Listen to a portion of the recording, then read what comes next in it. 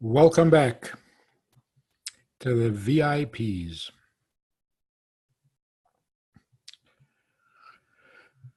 Before we start today's program, let's cover questions that we got on subjects that we've spoken about before. One of the questions was, what is this thing called bittul? Serving altruistically. Isn't there validity to feeling necessary, feeling accomplished, feeling like you did what you were supposed to do and take a little credit? All we ever talk about is, that it's not about us and it's not about being perfect and it's not about the reward. It's all about him. So if we break it down, obviously we have a human side and we have a godly side. The ideal for the human is to achieve, to have something to be proud of, to feel like you're a real mensch. That's the mensch part of you, and it's heaven. So when the mensch does behave like a mensch, that's a menschlich heaven. That is certainly not the reason and purpose of creation. It can and should motivate you to do the altruistic thing and serve God without thought of a reward, because you're not consumed with yourself. So to not be distracted by the human side, we either ignore it or complete it. If you are really a mensch, if you really are looking to fulfill the purpose for which you exist, then you are capable of the higher service, of the altruistic service. Whereas if you're still worried about yourself, am I a mensch, am I not a mensch, that's painful and that's a distraction. So if we could all really be fulfilled human beings, it would free us to be able to do what we were really created for. And that's why we've spoken, I believe, on this in this forum about the reality of our own needs. We certainly were not created to be a mensch, because the more mensch you become, the less content you are with being a mensch. I think we spoke about this, that the definition of a human being is a human being is not content to just be human. We are pretty impressive people. So when we are fully human, actualized human beings, we're not content. Because we were created human, we don't really get much credit for being human. And that makes us feel that there is something above and beyond. And it's not that when we serve God properly, then we do feel content being a mensch. No, it's a different contentment. It's like trying to make your spouse happy so that you'll have a better life versus trying to make your spouse happy. End of sentence.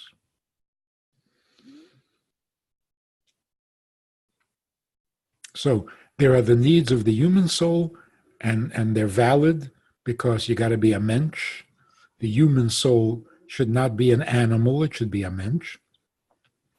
But then the purpose for which we were created is to serve God His way his terms, all about him. And that's the bittul part. The other question was about the place of love. What does it mean to serve God altruistically, but not out of love? Isn't love the motivation? Of course you serve God. You do exactly what he wants. Why? Because you love him. No? Why else? Why would you do what he wants if you don't love him? So there is this notion, this idea, you don't do for the one you love the one you do for. If you do things for people, you get to love them. Or you do things only to people you already love. I think both are true in their own way. The idea of serving God beyond your love. What is beyond love? What other motivation could there possibly exist? I want to do for you because, well, either I'm afraid of you or I love you. It's either because I want to get closer or because I'm afraid of losing you.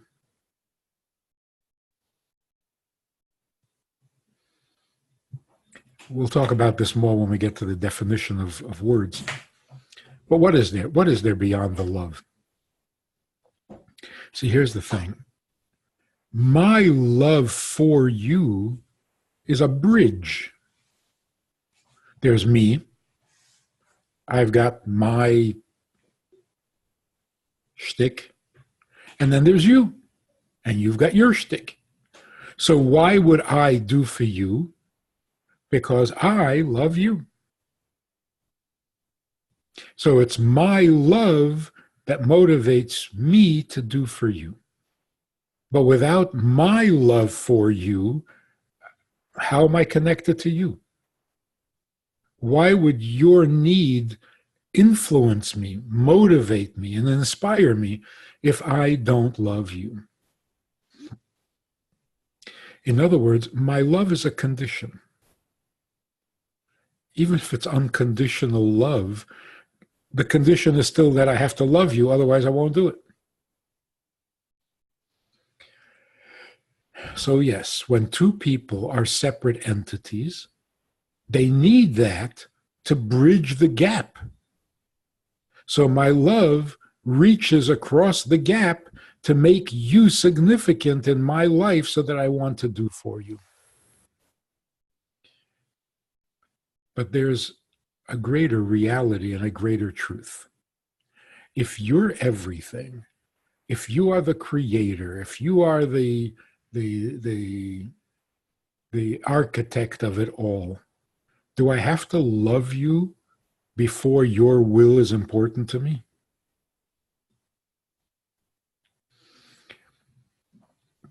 In other words, can't you be important in my reality without my having to approve of you emotionally, which means love?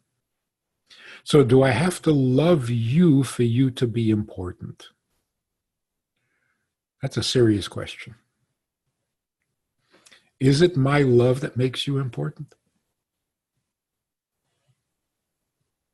Certainly with God. Is it my belief in God that makes God real? Is it my love for God that makes him important? So again, as human beings, of course, I have to feel something for you to motivate me to do for you. That's the human side.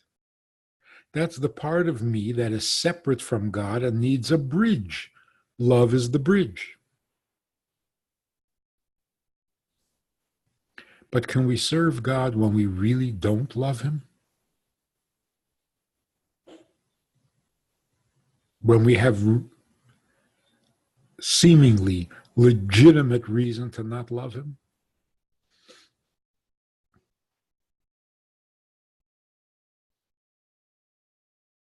Tell you that story about Yossel the Rockover. I think it's a fictional story, but it makes a good point.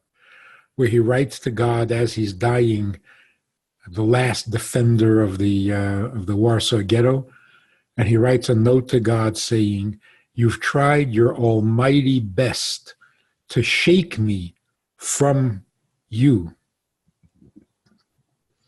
And with my dying breath, I want you to know you failed. Shema Yisrael, Hashem Elokeinu, Hashem Echad." Now you can say, well, that's love. His love was unconditional. Or you can say, it's beyond love. Where love can't go, God can go. So to say that our connection to God is dependent on love, that can't be. The love is a result of who God is. Knowing who God is, we should love him. But even without the love, God is God, and we are only his creations. Okay, let's get to the thing I want to talk about. We're reading in the book of Bereshis the whole drama, the whole story with Yaakov and Yosef and his brothers. What was the problem? The problem is jealousy. Yaakov gave Yosef a special coat. The brothers were very jealous. They hated him. Yosef had dreams of everybody bowing to him. They hated him. And the hatred was so intense that they either wanted to kill him or at least sell him off to slavery. And they sold him. The moral of the story is that Yaakov should not have favored one son over the other, because that creates jealousy. Profound lesson in life. As if we wouldn't know this without the Torah telling us. The really strange thing is that so many years later, I calculate exactly how many years later, but many years later, when the brothers come down to Egypt, and Yosef is already the viceroy of Egypt, and he says, "Bring your younger brother, Binyamin," his maternal brother, Yosef's maternal brother. "Bring him, and then I'll believe who you claim to be." And they come to Yaakov, and they say the boss down there in Egypt says we should bring Binyamin. And Yaakov says, "Oh no, not Binyamin. He's doing it again." Favoritism. Everyone else can go down to Egypt, not Binyamin. And then the brothers come back to Yosef and say, we can't separate Binyamin from his father because nafshei kshuda benafshei. They have a bond between them that we don't have. And they weren't sounding jealous. So here we see where Yaakov does favor Binyamin, and it doesn't create jealousy. On the contrary, it creates a loyalty where Yehuda is willing to die protecting Binyamin. And then Yosef brings his sons to receive Yaakov's bracha before he passes away. And he favors the younger son over the older. Again, the same thing. And there's no jealousy. So what is going on here? The moral of the story is the embarrassing part is the jealousy when Yaakov favors one child over another, that is something his sons should respect and be proud of.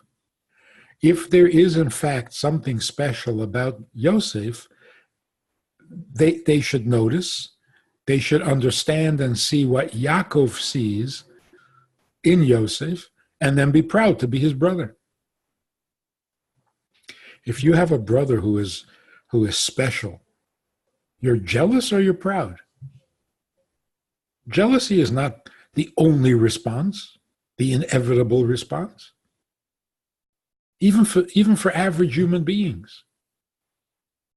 Certainly for the heads of the tribes of Israel, they were all tzaddikim, and they had this petty jealousy over a coat. That can't possibly be, right? So Yaakov was telling them, Yosef is onto something. There's a greatness there that nobody else has. If the other brothers didn't appreciate it, they should have looked closer. They should have said to Yaakov, tell us what you see. We don't see it yet. Now, obviously, if a father favors a child, not because the child is special, but because he just happens to like that child better, he's only special to him, that's not even natural. Because a father loves all his children equally. But, without being a saint, that's just natural. But if one child stands out because of who the child is, not because the father happens to prefer. So if Albert Einstein, is really an Einstein, well, then his brothers are going to have to recognize that and have the same appreciation and respect for him that his father has. It's not favoritism, because it's not arbitrary. The gifted child is gifted. How can anyone not notice? Does that mean he's more important? Not necessarily. But if one of the children has the right idea about life, about God, about the future, about the Jewish people, the father should not recognize that because somebody might get jealous.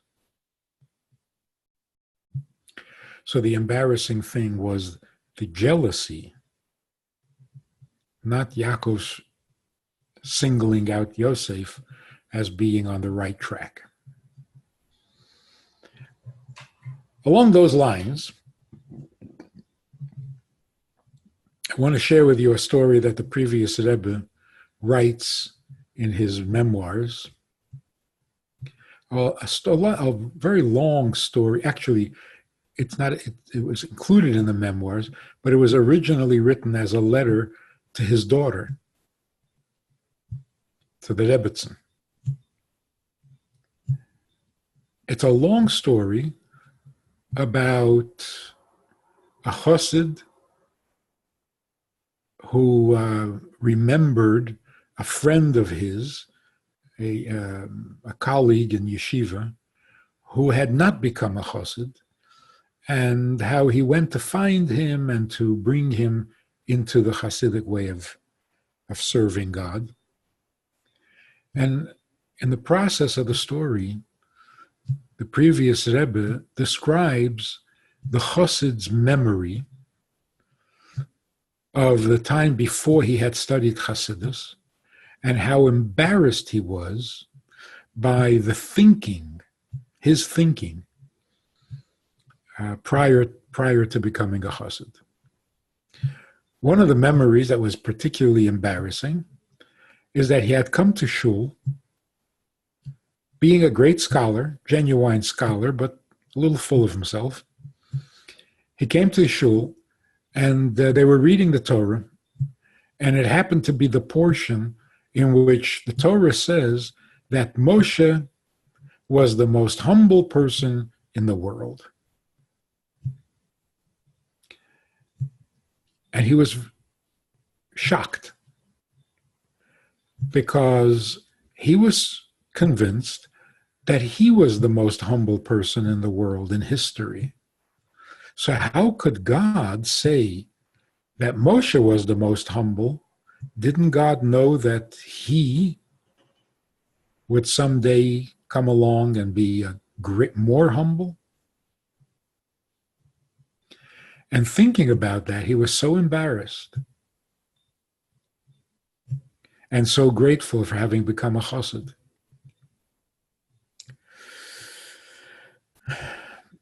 What is embarrassing about that? On the surface, what's embarrassing is, how can you think you're the most humble person? Doesn't that itself make you arrogant? So if God says that Moshe was humble, then I guess he was. But imagine if Moshe says, I am the most humble. Wouldn't that be laughable? So on the surface, it sounds like this chassid, Reb Mordechai, was embarrassed by the fact that he thought he was being humble when in fact he was being arrogant. Incredibly arrogant. Unreasonably arrogant. But if we think about it a little deeper, do you have to be a chassid? Do you have to study chassidus before you can be honest about yourself? Not be fooled, thinking you're humble when in fact you're being arrogant? Is that what chassidus is all about?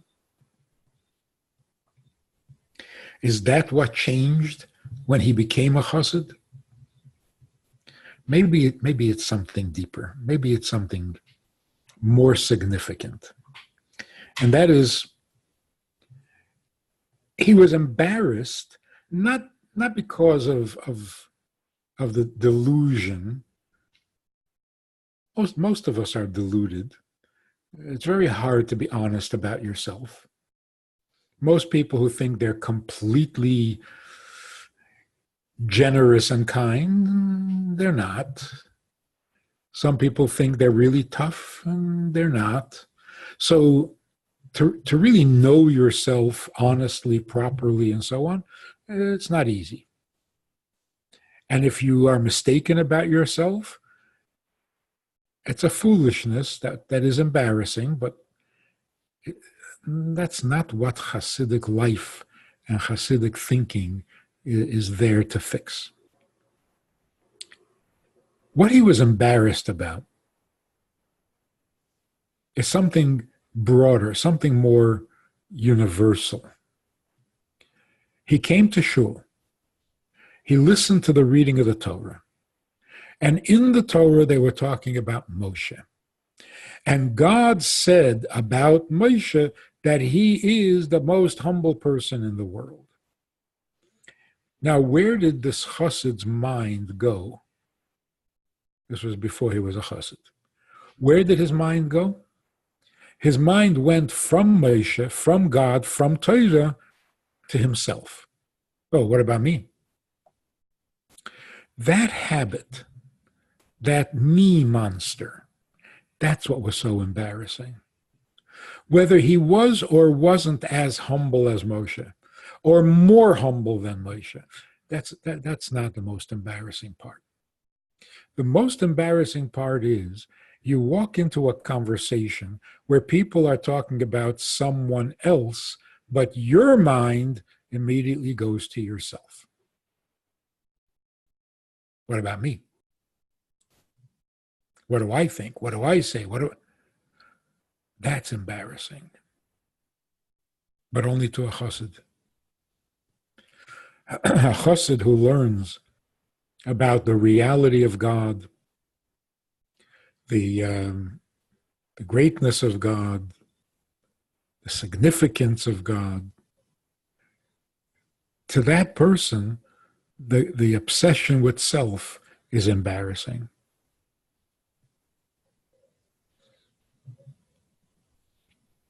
So there's the apparent problem, and then there's the deeper issue, as with Yosef and his brothers. What appears to be the embarrassing thing is that Yaakov showed favoritism, which you're not supposed to do. But on closer examination, the embarrassing thing is the brothers being jealous when in fact they should have been proud that they had a brother like Yosef. In the story with the Chassid, the same thing applies. On the surface, it seems like the embarrassing thing is he thought he was being humble, and he wasn't being humble. On a deeper level, the embarrassing thing is he thought of himself, period. And that was totally inappropriate because he was not the topic. No one was discussing him. No one was talking about him. And all of a sudden, every pasuk in Torah is about you. How vain to think it's all about you. So, study of Hasidus actually liberates us from that me monster, at least to some degree. All right, at least to the point of being embarrassed by it. Some people are not even embarrassed. Okay, definitions. We always wonder and talk about love. What is the definition of love? And that's challenging. All the poets in the world are trying to figure out what love is, and they haven't come up with a really good answer. Like, love means never having to say I'm sorry. That may be true. I don't know if that's a definition of love. Love is blind. Yes, but that's the effect of love, not a definition of love.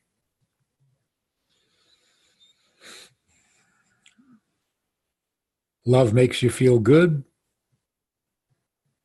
True. Still don't have a definition.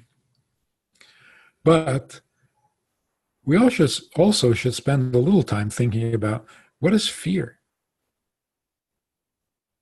What's the definition of fear? Particularly fear of heaven, fear of God, Yira Shamayim. What does it mean? Serve God out of fear. It certainly doesn't mean fear of punishment. Everybody's afraid of punishment. That is not a virtue. In fact, it's a weakness.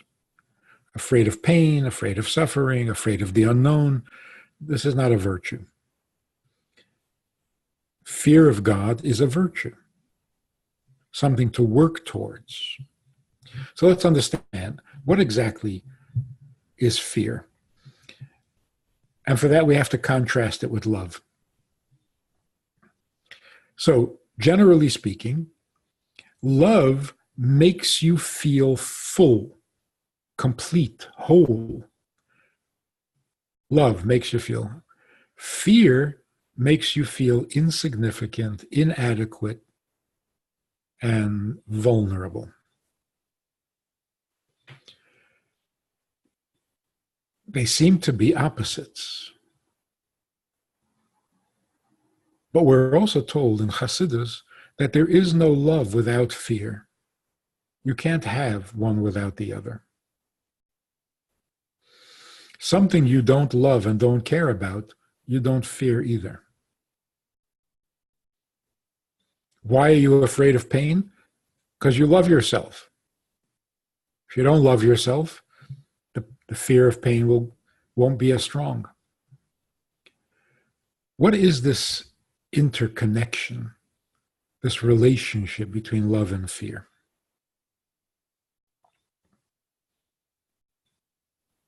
So firstly, we use the word love in two different ways that can be very confusing. There's romantic love, which means the love that exists between two people who are far from each other, distant, strangers. But there is something about the other that appeals to you. And that makes you want to get closer. You see a virtue in a person, you want to get closer to that person. What would the opposite be? You see something negative about the person, and therefore you want to keep the space or increase the space that separates you. You want to stay away. So one draws you closer, the other repels you. So any kind of rejection, any kind of avoidance is called fear. Any attraction, any closeness, any desire for closeness is called love.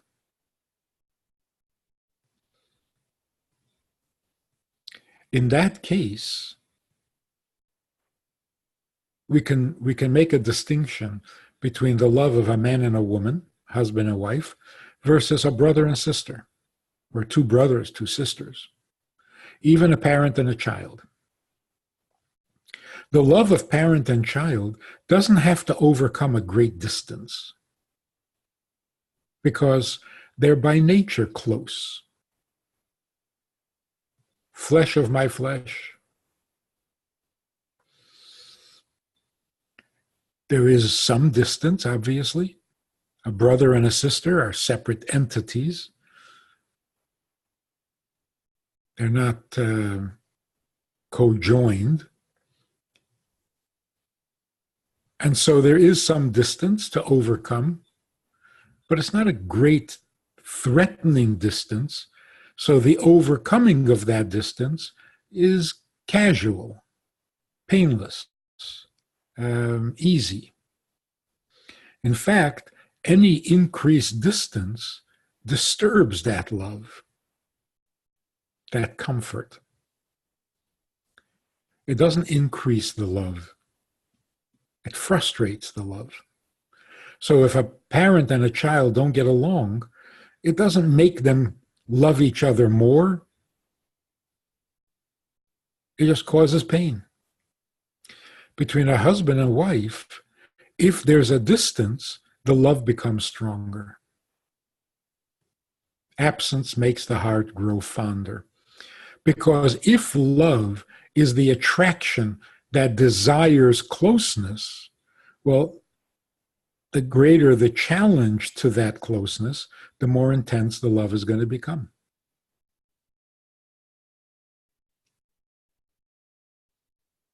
But then there's another kind of love. A kind of love that is not romantic. It's not an ambition. It's not an objective. I want closer. I want more of you. There's a love that is a given. It's a condition. Two entities that are really one and the same.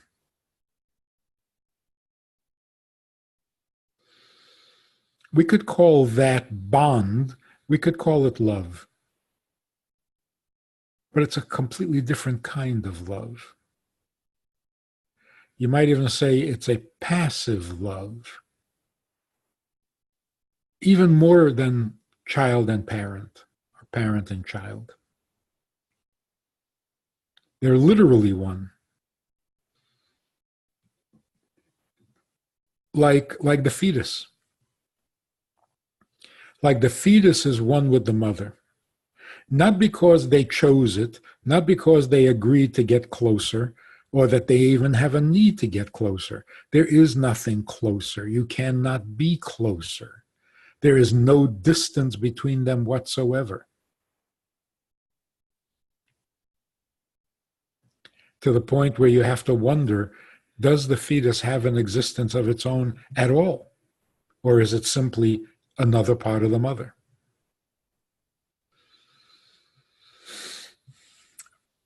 In that bond, fear makes a lot of sense. Because there is no ambition of love, there's no pursuit of love, you're not running to get closer. The only thing you can experience is the fear when something threatens that closeness. The fear of losing the child. That's the only sensation or the only emotion that you're going to experience. To say that the mother loves the child, the fetus, or that the fetus loves the mother, I think that's a better example. To ask the fetus, do you love your mother? No such feelings, because there is no distance to bridge. So even though we can call it love, what we're really describing is bondedness, inseparability. And that doesn't feel like anything. It's like when you're healthy, you don't feel healthy because you are. It's only when something threatens your health or disturbs your health that being healthy becomes an objective pursuit. Got to get yourself well.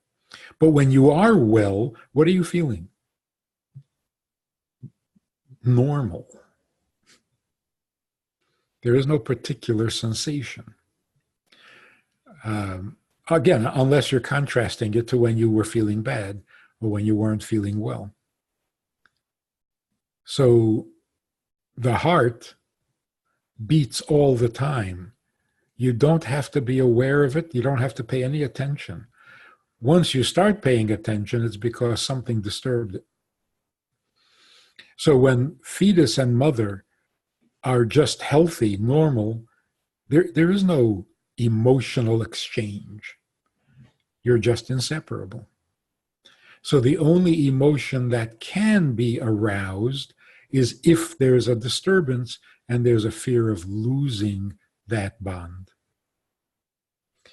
That love, although maybe we shouldn't even call it love, but that love is inseparable from the fear that comes with it. Because the fear is only the loss of that bond. So fear follows love. When you love someone, you're afraid of losing that closeness, or on the higher level, of losing that bond.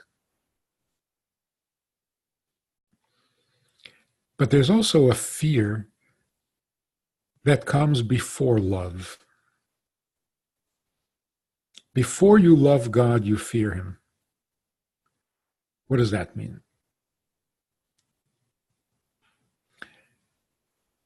If fear is not fear of suffering or consequence or pain, well, how else can we describe it? It can be a fear of smallness. Anything that makes you feel small, anything that makes you feel vulnerable, anything that makes you feel inadequate. It's simply reminding you of a reality. It's not threatening you. But that can be called fear. When you're afraid of punishment, what does that feel like? You shrink. You recognize how vulnerable you are and how helpless you are and maybe how dependent you are. But that can happen even without consequence and without pain. You're in the presence of someone who is so great that you feel completely tiny, inadequate, insubstantial. That's fear. So you're not afraid of something that's going to happen. You're simply afraid or aware of your own tininess. your own smallness. That kind of fear should exist before there's love. First, we realize how insignificant we are in God's presence. He is everything, we are nothing. He is real, we're just manufactured. He is the essence of goodness and so on, and we are stingy and petty and blah, blah, blah. Okay, so just simply becoming conscious of our smallness is fear. And that should come before you love God. In fact, that contributes to the love of God. When there is somebody you admire, which means they seem to be far superior to you, smarter, stronger, richer, greater, and that person loves you, that will get a reaction out of you where you will love back. And the greater the distance, the greater the love. If the person is way, way beyond your level, and you're completely out of your league to be in their presence, and yet they love you, that's going to create an intense reciprocal love.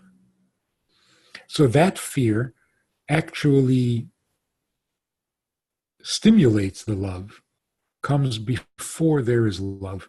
So before there is love, there is the recognition that we are tiny. And that's why the love feels so good, because it compensates for the tininess.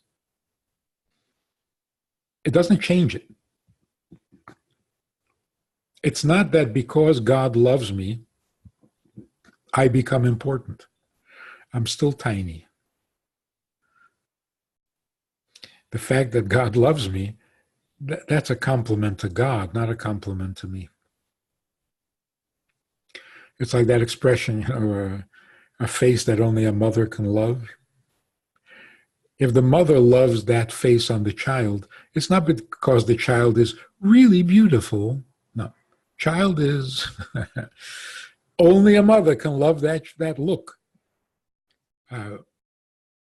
Because a mother is great. Mothers can do amazing things. Mothers can love their child when nobody else can. Right? So if God loves us, it's despite our tininess. It doesn't change our tininess. And that's why the love that we return is so much greater.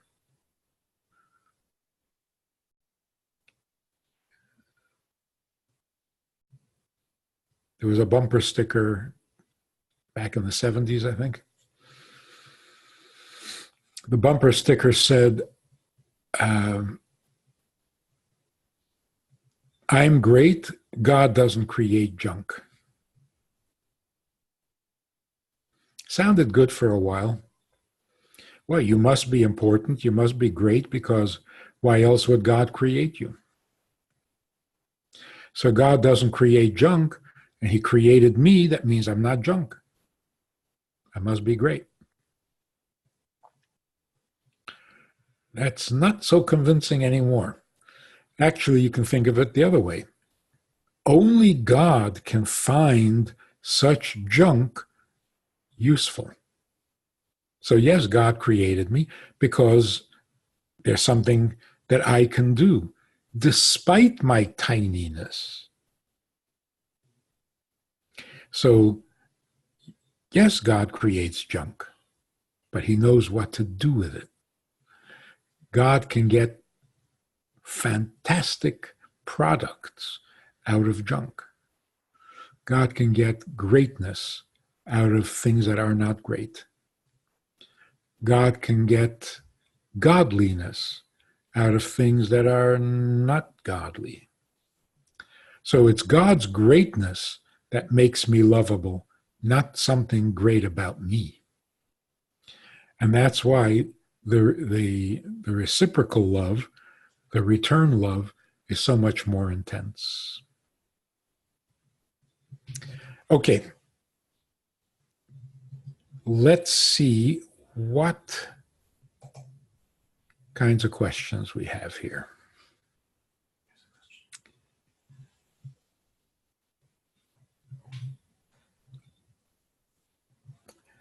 Question, very scholarly question. Why does it say in the Torah that Yaakov did not die? Is that not true about all tzaddikim? It's a very good question. And in fact, it is said about other tzaddikim as well. It says Moshe didn't die, David didn't die. And the question is, why are they selected out? When in fact, no tzaddik dies. But let's expand on the question. Does anybody really die? Or do we simply relocate? Everybody, not just tzaddikim. The question is, when a person leaves this world and relocates from here to there, wherever there is, what remains of the relationship that that person has with here, with this world? So dying means leaving this world and entering another world. If the leaving of this world is total and complete, then he has died. Because dying doesn't mean you stop existing. It means you're no longer here. You went someplace else. When we say that tzaddik didn't die, we're actually saying he didn't leave here, or at least not completely. So although he's not here in the same way that he was while he was alive, but he is still here. It's not either here or there for the tzaddik. He can remain here in some way even while he's there, or he can be in both places. And in some way, his being here is increased or more intense than before he went there. It's like if you're living on the ground floor, your view of the neighborhood is rather limited. If you go up to the top floor or to the roof of the building and you're looking at the neighborhood from the roof, you see a lot better. So you're more aware of the neighborhood when you're at the top, the furthest from the street, than you are when you're closest to the street. So in that sense, we're saying Yaakov is still alive in this world. Of course, every soul stays alive in heaven, not only tzaddikim. And not every tzaddik remains alive in this world. In fact, some tzaddikim are not very much alive in this world, even when they're alive in this world, because their soul is in heaven, their mind is in heaven. They're barely here to begin with. So when they leave, they really leave. What's great about those tzaddikim who the Torah says did not die is that their commitment, their devotion, their pleasure is in this world. And it only increases when they're no longer restricted by a body. And these tzaddikim are called shepherds. Shepherds of the people. And concerning shepherds, we are told a shepherd never abandons his flock. So even when they're at a distance, they're still devoted to their flock. And that makes them alive in this world, because they never gave up on it. So Yaakov is still alive because we are all the children of Yaakov.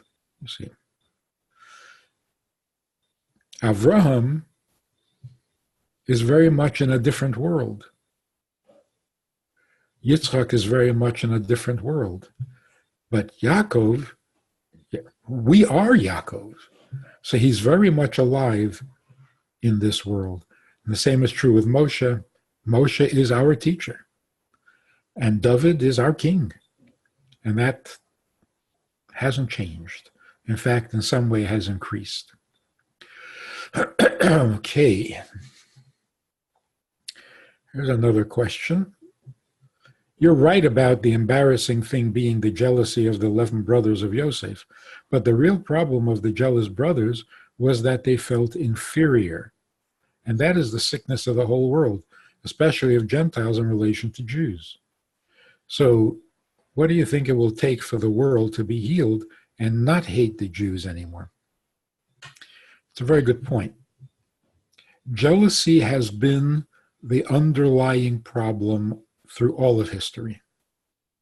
Cain and Abel, jealousy, right? It started off like that. Jealousy has been our undoing for all of history. And the most painful and the most ugly form of jealousy is anti-Semitism.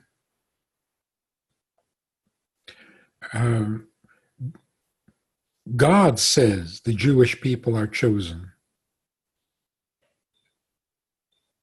And that's too difficult to accept.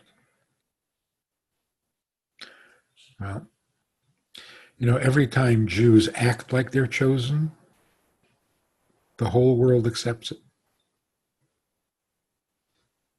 So when Yosef finally proved that he was really exceptional, the brothers were no longer jealous. It's when they couldn't see it that they were jealous. So how is the world going to come to its senses? When Jews live up to their title, when Jews act chosen because they are chosen, the world will be perfectly comfortable with it. So on the one hand, it's up to us to validate the choice. God chose us, then we need to live up to that. We need to behave chosen. We need to act chosen. We need to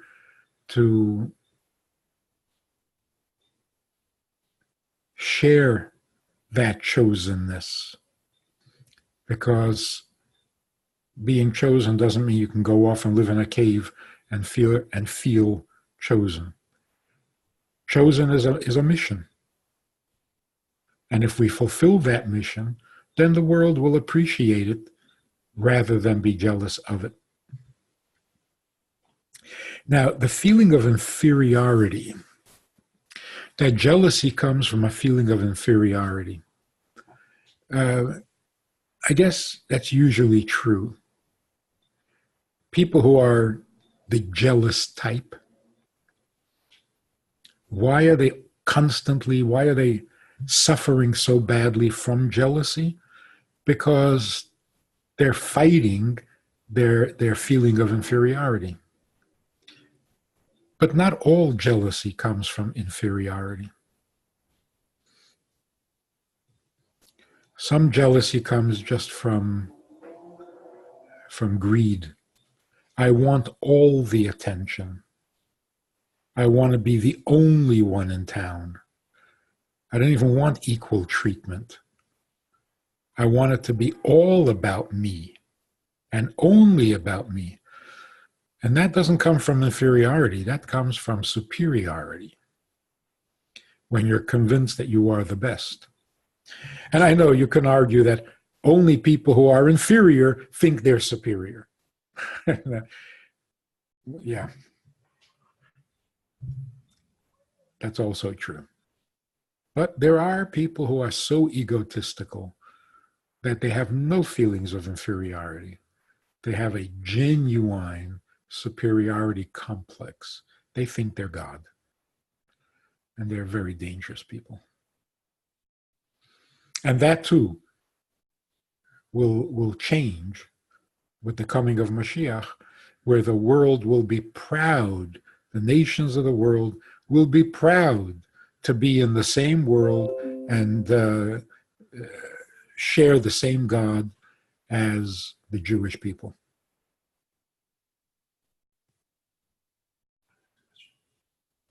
Is that a question there?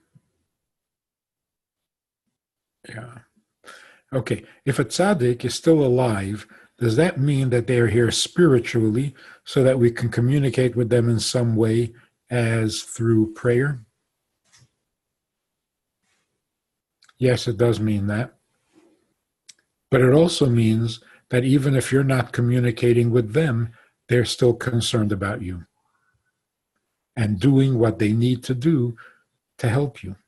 Like a shepherd never abandons his flock means he will always be concerned that you have what you need and that you're nurtured properly and that you're feeding on the right grass, not eating the wrong grass, and that you're protected from harm and so on.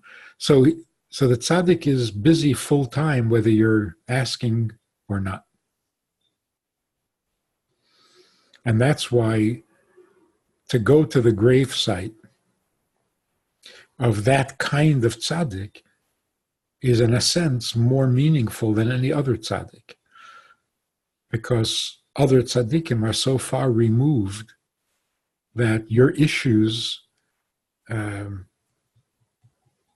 don't seem to be so important up there in heaven. And so they're not as responsive or as sympathetic because they don't see it as a problem. Whereas those who are the shepherds of the people, your problem is their problem. They've never lost sight of the human condition, of the condition of the world, and they're still concerned with making this world better rather than enjoying the other world. And those are the special tzaddikim. So it's been a pleasure. Hanukkah has come and gone. And the next holiday is not until Purim. So we have a long stretch. And we need to stay warm over this winter season. So Hanukkah was like a reminder of all the holidays of, Rosh Hashanah, Yom Kippur, Simchas Torah, Sukkot, and so on. Hanukkah gave us a little warmth, telling us that we can retain that warmth until Purim comes.